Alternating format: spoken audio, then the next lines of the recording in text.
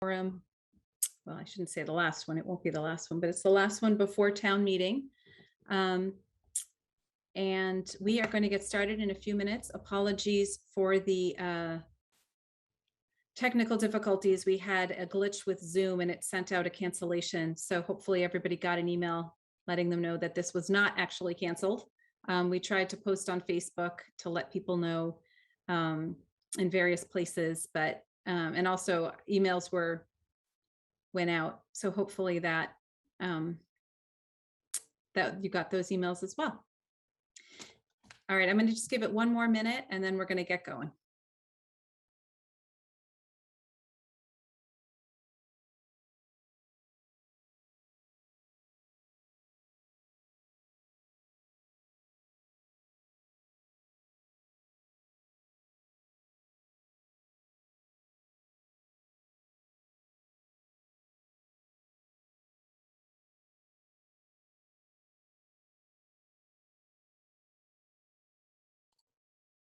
Okay.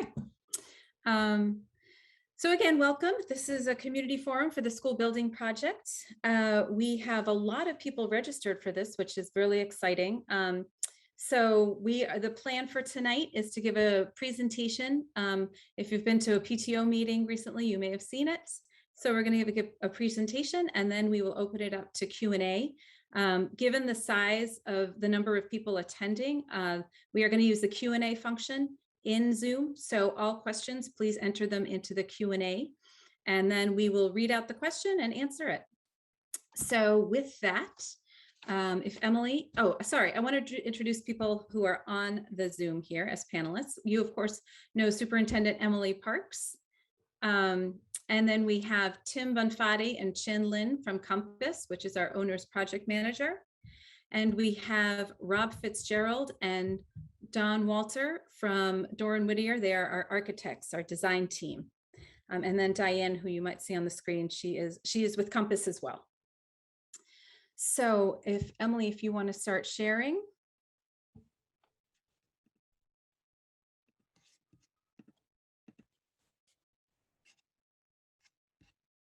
Okay, thank you. All right, so as people may remember, last spring, we provided a sort of soup to nuts presentation of the project to the community. So our plan tonight is to hit the highlights of that presentation and to provide updated information about the project, the cost, and also to show some renderings of the proposed project. So as a reminder, this project is for a consolidation of Hanlon and Deerfield to be built on the existing Hanlon site for a maximum capacity of 560 students. We do believe that this project provides a number of community benefits. So some of those include a brand new 11v11 soccer, actually I should call it a multi-purpose field, a new Little League baseball diamonds, a new gym that's regulation size capable of hosting high school tournaments. It will also be able to accommodate 2 middle school sized courts, cross courts. We will clearly have great instructional space that can meet our current educational model. We will ensure that residents can still access Lowell Woods from the Hanlon School. We're going to build a new trailhead. We are adding additional performance space to the performance space inventory in the community for local dance schools and for the Westwood Recreation Department programs. And finally, this project will hope to fix the traffic and parking issues that currently exist at the Hanlon School. So with that, I'm going to turn it over to Emily.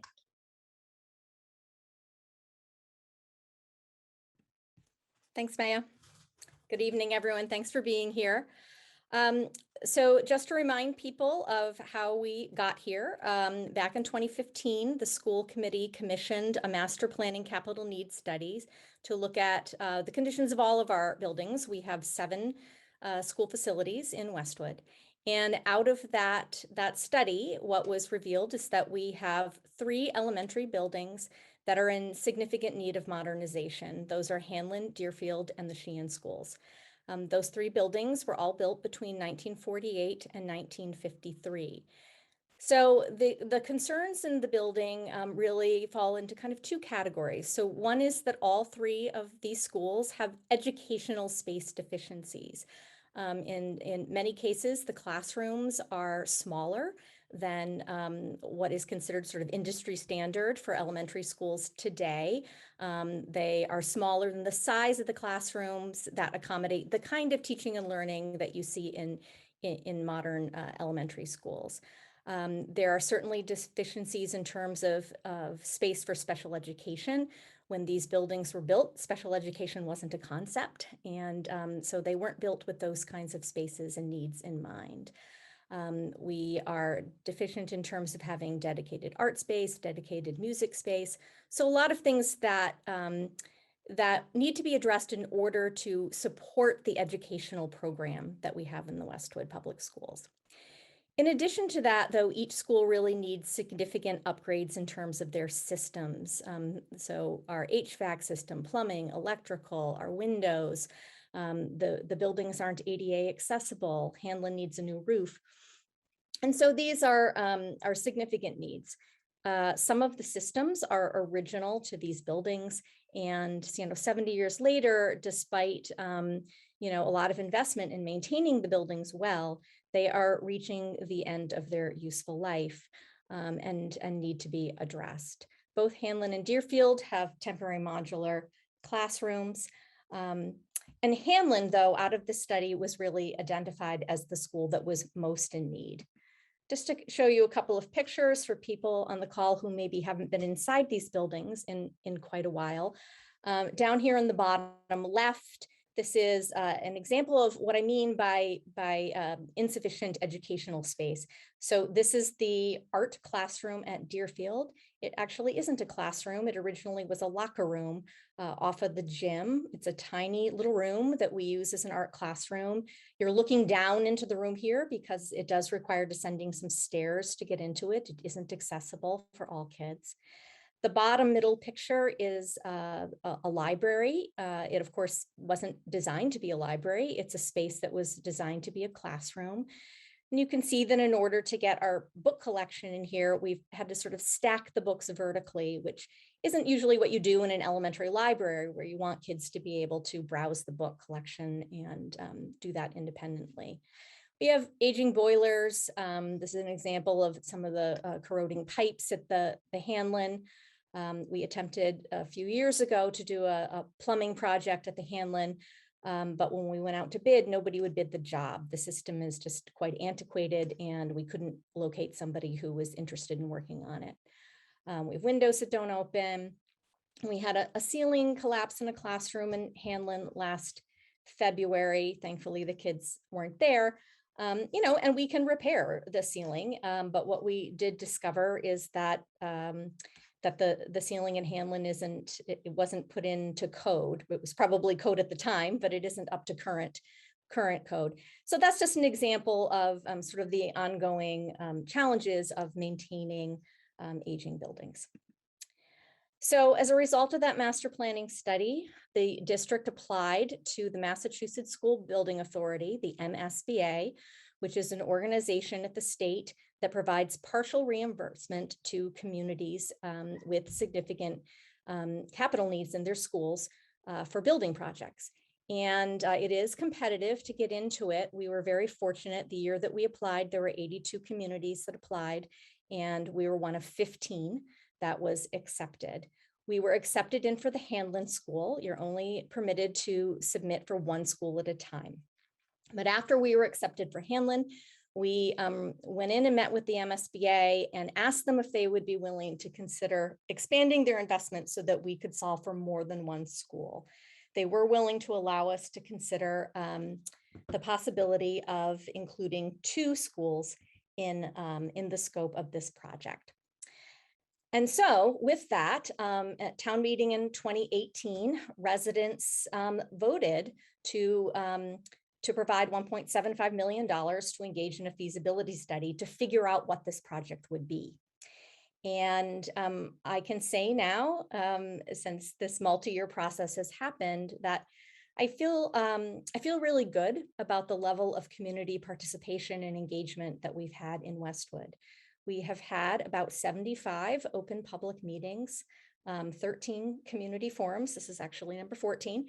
Many of those community forums were really iterative, like the photo that you see here, where our design team would, sort of share the direction of the project or possible options. And we would get input and reactions and feedback from the community. We have done a lot of listening. We've reached out to a lot of community groups, the Youth Sports Organization, the Westwood Environmental Action Committee, the Commission on Disabilities, to really understand what the community's priorities were. And I think at this point, I feel really good that the design and the project we're putting forward reflects what we heard the community wants in Westwood. So as Maya said, though we studied in this feasibility study process 15 different building project options, after a thorough evaluation process, the project that is being proposed is the Hanlon Deerfield Building Project, new construction for design enrollment of up to 560 students at the current location. To give you a quick sense of the building, we wanted to retain a small school feel in this building. And so the building is designed around these grade level neighborhoods.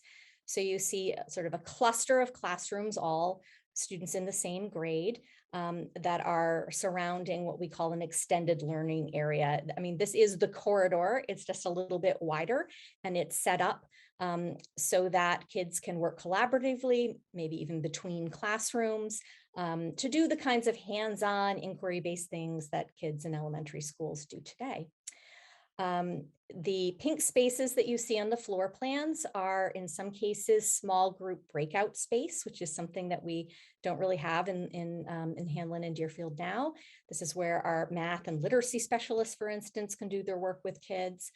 The larger pink spaces are special education rooms.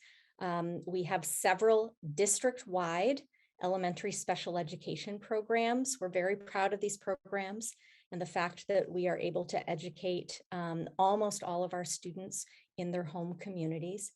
And so this is a great opportunity for us to design the kind of space that really will support those very specialized programs. There's a library, an art studio, and a science, technology, engineering, and math room. And then over here in what we're designating the public space, you see a cafeteria, the music rooms, extended day offices, and the gym that Maya mentioned before. And so we've designed the building so that this public space can really be used by the community after school and on the weekends, and we're able to secure that private academic space after hours.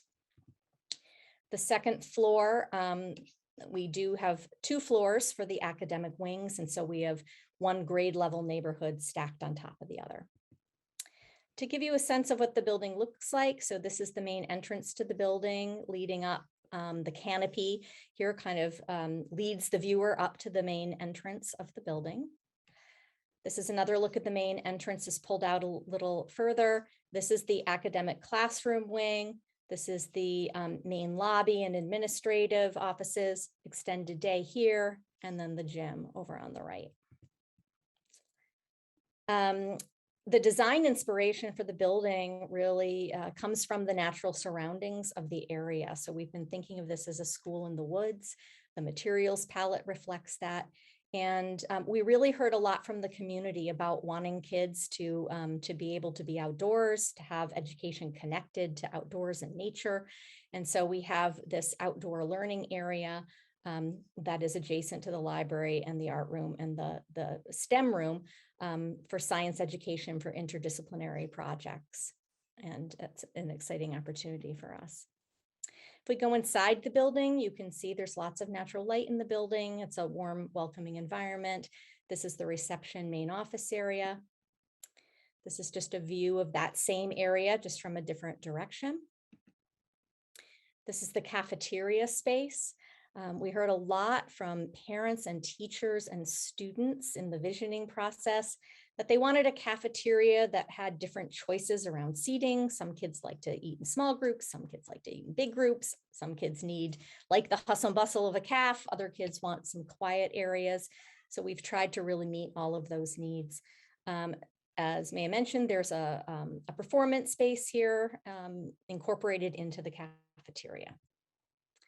This is the library media center. This is the gym, which I think Maya said this, that it is sized so that it can accommodate a high school regulation game. And it's not straight tier in the rendering, but there also will be 2 middle school cross courts. We heard a lot from parents that they wanted some seating so that they can sit down when they're watching youth sporting events. This is what a typical classroom looks like. Room for direct instruction led by the teacher, opportunities for kids to work in groups. This is that extended learning area that I mentioned. And then this is the playground. So the playground will have a variety of options for kids. There are 2 different areas with play structures. These are just examples of what the play structures may be. We haven't gotten to that stage of selecting them yet, but an area that's sized for K1 and then for 2 to 5, swings, hardscape play area, a half basketball court, and then a large grassy area for kicking around the ball. I think this is a nice example of how the designers have really used the site. We had kind of a grade change here. And so a really fun and cost-effective thing to do is to put a rock climbing wall here. I do want to emphasize, though it might not be apparent from this view, that this is a fully accessible playground. We really want to make sure that all students are able to access the recreational space. This is a view of the entrance from back on Gay Street. We have separate entrances for pickup and drop off with parents with cars and for the bus queue. So we'll keep those separated. We really have thought a lot about having sufficient queuing space because we want to make sure that cars are able to queue on the school property as opposed to being on Gay Street. So we've taken great care with that. And then this is also just a sort of slightly different angle of the view of the building from Gay Street. You can see that 11v11 field. Now I'm going to turn it back to Maya. Great. Thanks, Emily. So as you can see from the slides, well, we're really excited about this building. We think it accommodates the modern educational needs that Emily mentioned, both for the general education population and also for the special education population, while still being beautiful, inviting, and warm. At the same time, throughout this process, the school building committee has been very conscious of cost. We know this is a large project, and I think that that consciousness is evident in this particular slide. So what we've been doing throughout the process is sort of tracking 4 other projects that are going on around the same time. We've been looking at these projects specifically because they're local-ish. They are all MSBA projects. They're all elementary schools, and they're all around the same time as ours. As you can see, Westboro and Ashland have already been approved, and they are moving forward with construction. And Medfield and Wellesley are exactly where we are. They are going to town meeting this fall. So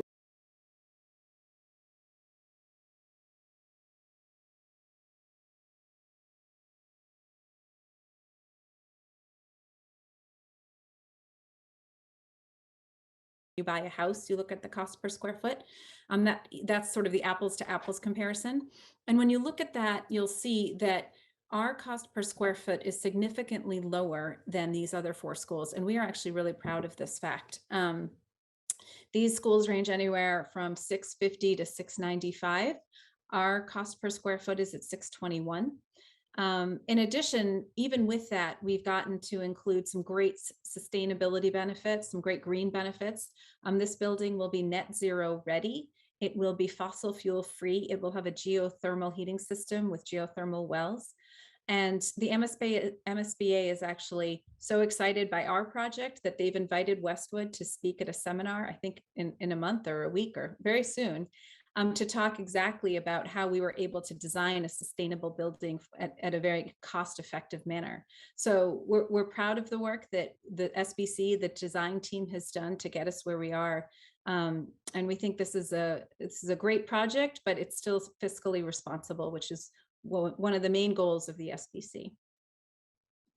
So how much does the project cost? The total cost of this project, as you can see, is $87.8 million.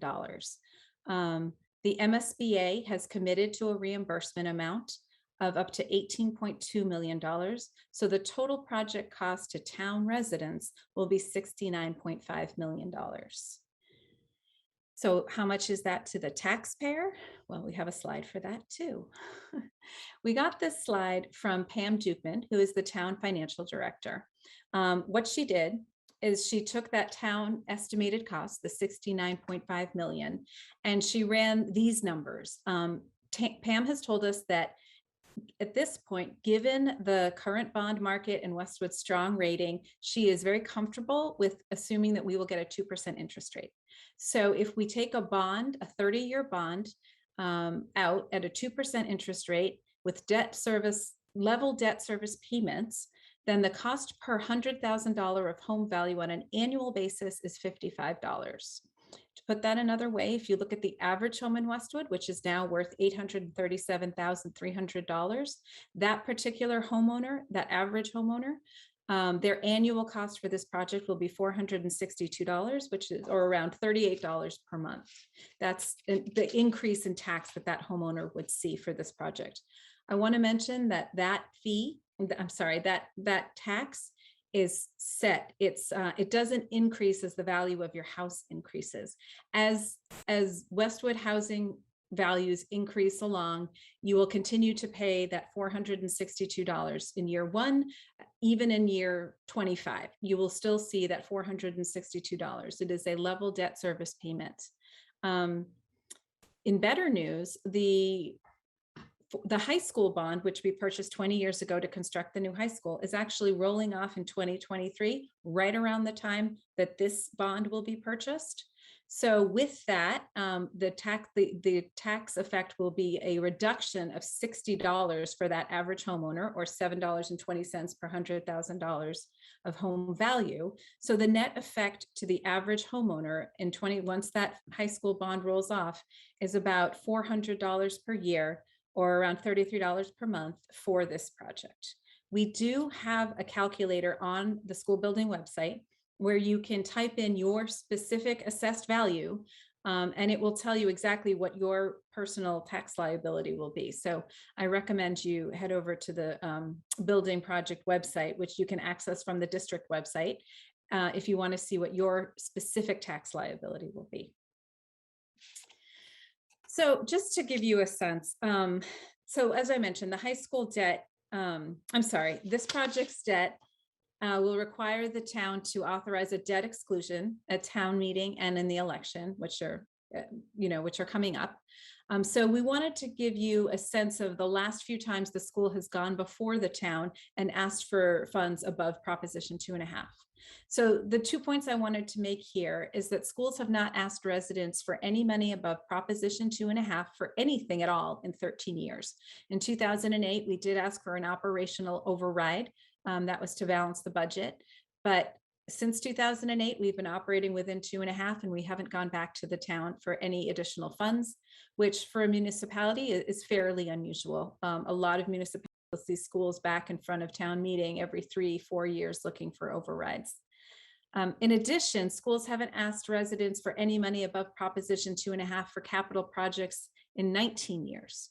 So we haven't been before the town just to ask for any kind of funding for a new project since the high school. So we feel that now is a fair time to go back before the town.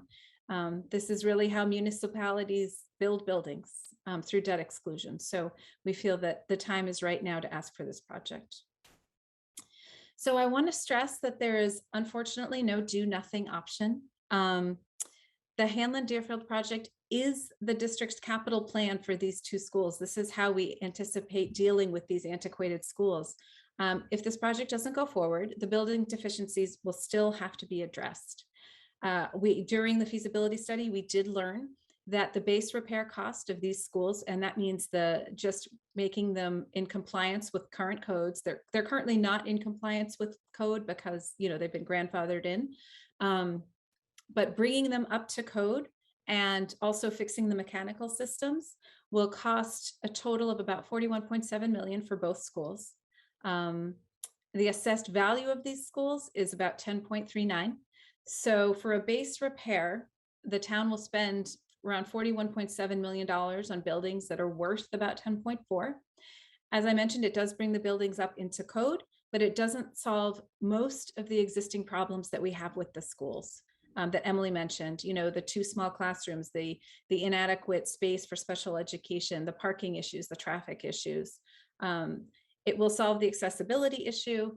It also won't provide any of the community benefits like the new fields, the new performance space, the recreational space.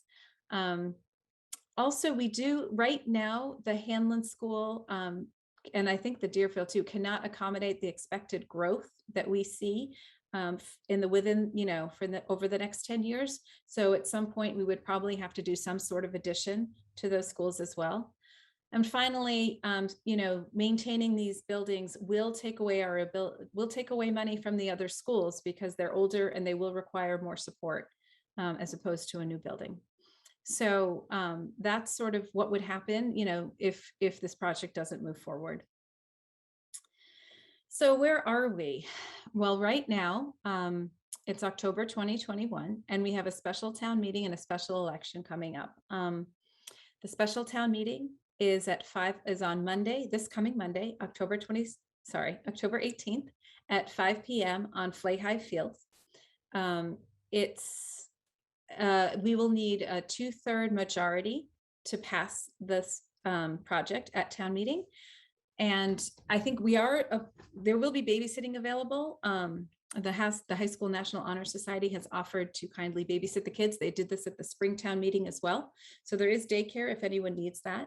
But it is starting at 5 p.m. and it's for all registered voters. I encourage everyone to go to town meeting. And then even if it does pass at town meeting, it still has to pass at the ballot box. So there is a special election on Tuesday, October 26th. Polls will be open regular times from 7 a.m. to 8 p.m. And that needs to pass by a simple majority. So that's where we are right now in the process. Assuming the project passes, then we would go immediately into bid documents and we would onboard a contractor, at which point construction would start in July of 2022. That would last until February 2024, when the students and the teachers would all move into the new building, and we would move into phase 4, which is the demolition of the existing Hanlon School and the building out of the fields. And this project would be complete by August of 2024. So that's our current project schedule. So what about Sheehan? A lot of people have asked us, we recognized from the start that we had 3 schools that needed capital repairs. That's why when we went to the MSBA, when they let us in with 1 school, we asked, what can we do about the other 2? And they allowed us to consolidate with a second school. We always knew there would be a remainder school. So about a year and a half ago, the school committee allocated some funds to commission a high-level design study for whatever school was remaining. In last June of 2020, the school committee specifically designated those funds for Sheehan because we knew at that point that it would be a Hanlon Deerfield consolidation. And in May 2021, the school committee heard the results of that high-level design study for Sheehan. The next month in June, just that study was really to see whether we could do anything at Sheehan, did an addition, a renovation, a new school, what could happen on that site. In June of 2021, the school department did submit a statement of interest to the MSBA for Sheehan, hoping to get back into this program for another school.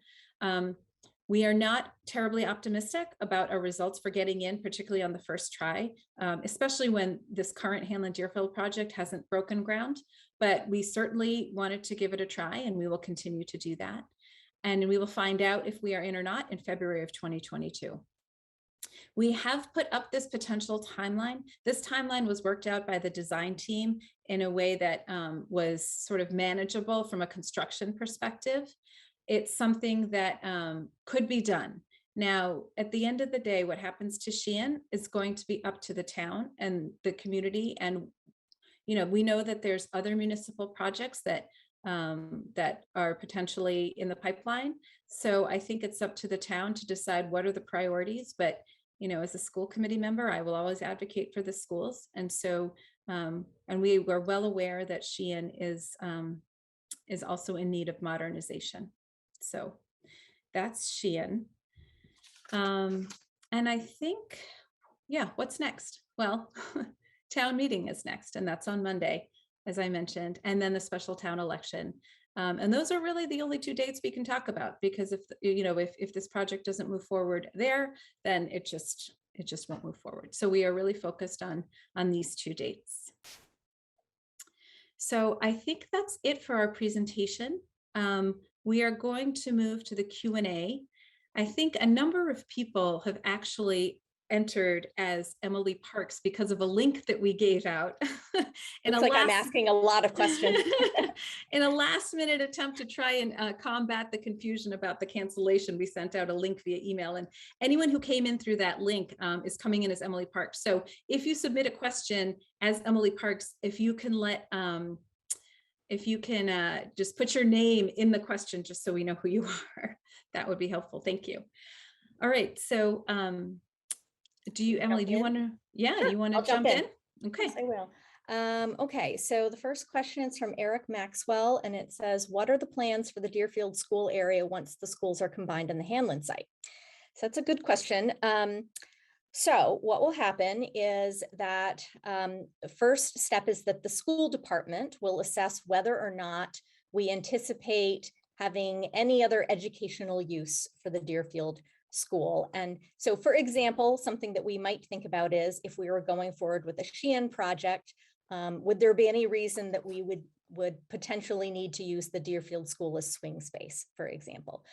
But at some point, clearly the school department will no longer have an educational use for Deerfield. And at that point, the Deerfield school property, the building and the property, would return to the care, control, and custody of the select board of the town.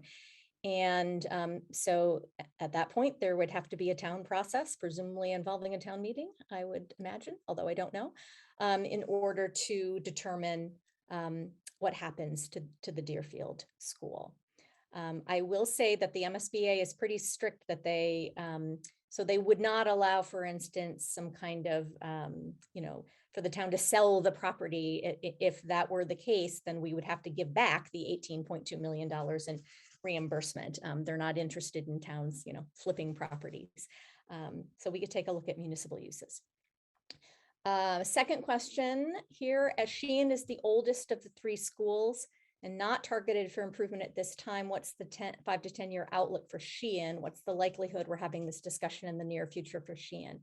So I think that Maya touched on that in the last slide. We have, again, applied to the MSBA. We'll see if we get in. We've put out sort of a tentative timeline that the school department thinks would be manageable for a Shennan project. But again, that will be, really up to the community to determine if the Shennan project is the next priority. And I do want to assure people that, we will continue to maintain Shennan. We have already looked very carefully at what we consider to be the high priority needs at Shennan. And, as soon as we know the outcome of this vote for Hanlon Deerfield, then we'll be making decisions about capital projects, and how to invest in Shennan to keep it going for the next 5 or so years. So this is a comment from Christina Martin. It says, please let people know that the school building project is the only agenda item at town meeting. So yes, this is the only item on the only article on the warrant. It's the only item on the agenda at town meeting. Not sure, this looks like this question is for me, so someone has typed this in. Will you be giving a presentation at the town meeting? I've noticed that much of the oppositional folks have invalid arguments that would have been answered if they had been to previous meetings. So yes, Maya and I will be giving a presentation at town meeting, probably very similar to this one. And then there is also a presentation, I think it's a video presentation by Pam Dukeman, who will dive a little more into the numbers and the finance aspect. Question from Garrett Cerulli. If the MSBA does not approve the Shennan project, what is the plan to pay for the project? Would it involve another property tax override? So, I think the likely answer to that is yes. And I say that because, building projects, though some building projects in town that are much smaller in scope than a school project have been completed within Proposition 2.5. So the town, I believe, correct me if I'm wrong, Maya, that both the police station and the fire station were completed within 2.5. The Yeah. library did require a debt exclusion, Yeah. but the I think police and fire with both yes, they were both done within 2.5. Right. They were both done within 2.5. But I think a project of the scope of a school would require a debt exclusion. Yes. Another question, was there consideration for consolidation of all 3 schools? So yes, there was. In fact, that was a question that was put out to the community, even predating this particular process. I have to say the reaction in the community was strong and not happy that the very clear feedback that we got from the community was that the consolidation of 3 schools would result in an elementary school that felt too big for Westwood. So, an elementary school of say 900 students. Even sort of knowing that, we still did explore with the MSBA if there was any way to get them on board with a project of that scope. And the answer was no, that was beyond the financial resources that they were able to invest. Okay, and then question from Francisco, with reference to the Sheehan assessment, what is the estimated replacement cost? So Maya, you might have to help me with that because I'm not sure I have that at the top of my head. We looked at renovation and new, correct? Well, for Sheehan, the base repair cost, I think back in December of 2020 was Tim, correct me if I'm wrong, but I think it was around 29 million. The base repair, but I think she was asking about replacing, like if it were new. Oh, sorry. The replacement, like a new project, would be about, I think we were saying between 50 to 50 million, between 50 and 55 million. Is that right, guys? Keep me honest here. Yes, I think so. But I'd have to look at it back then, but yeah. Okay, so around between 50, 55 million. Sorry, I misunderstood the question. Okay, I don't see any other questions in the Q&A. Anyone have any other questions? Please pop them in there. If not, you're letting us off easy. No? Okay. Well, thank you everyone for joining. We really appreciate it. And I think that, town meeting, you learn a lot. You see your neighbors. I highly encourage everyone to go. And there's really nothing else for me to say. I don't know, Emily, do you have any closing remarks? That's great. I appreciate everybody's time. Thank you so much for coming. I feel like the number of attendees here tonight has been great, and just for a further illustration of how much the community has really engaged and gotten themselves educated about this project. And I really appreciate that. So thank you. Yeah, actually, Emily makes a really good point. This project has really been driven by the community. We really feel that. We feel that there's been so much community engagement, and we really, really appreciate it. It's really what we had hoped for, and you guys came through. So, thank you for being on this panel tonight. Any questions, please feel free to email me or Emily, or there's even a place you can submit a question on the building website. But thank you all for coming and for your engagement in this project. Okay. I think that's it. Good night, everyone. Thank you. Good night, everyone.